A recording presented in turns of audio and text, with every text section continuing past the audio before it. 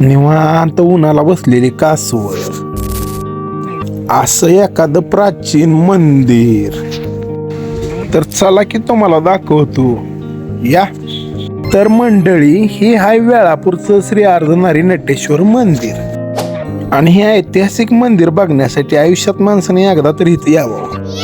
आम्ही बी आलोय मंदिर बघाय. चला की मंदिर बघू. आता या मंदिराच्या रचनेचा जर विषय घेतला ना, तर ही मंदिर म्हणजे हेमाडपंथी वास्तू पद्धतीचा एक उत्कृष्ट नमुना आहे बघा. आणि ही जी समोर दिसतंय ना, ह्याला बारव म्हणते ती.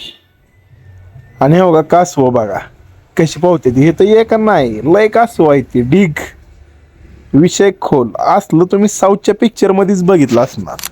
आणि या कुंडात ना 12ही महिने पाणी असतं. ही मंदिर आहे ना, यादवकालीन मंदिर आहे.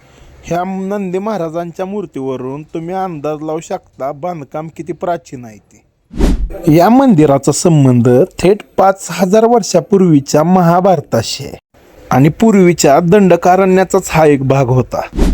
अहो, म्हणूनच तर प्राचीन वास्तुकलेचा हा एक उत्कृष्ट नमुना आहे.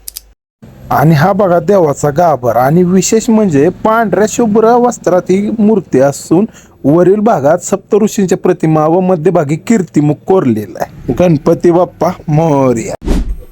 इथं शांडिल्य ऋषींसह अनेक ऋषीमुनींनी तपश्चर्या केलेल्या आहेत, म्हणून तर ही पावनभूमी आहे. आणि या देवाची यात्रा दरवर्षी चैत्र पौर्णिमेला भरते. आणि या मंदिराची अजून एक खासियत आहे, ती म्हणजे इतर कुठल्याही महादेवाच्या मंदिरासमोर 2 नंदी नाहीत, पण या मंदिरासमोर 2 नंदी आहेत.